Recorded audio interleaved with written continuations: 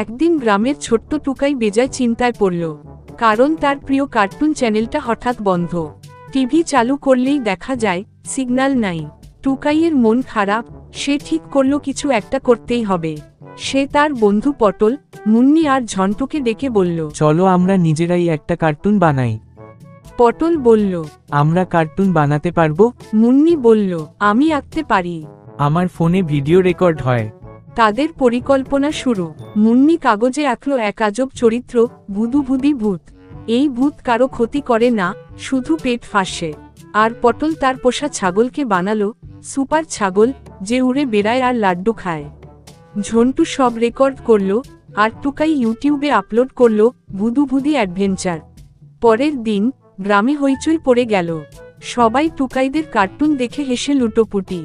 এমনকি গ্রামের মোড়ল বললেন, এই কার্টুন তো আসল টিভির চেয়ে ভালো।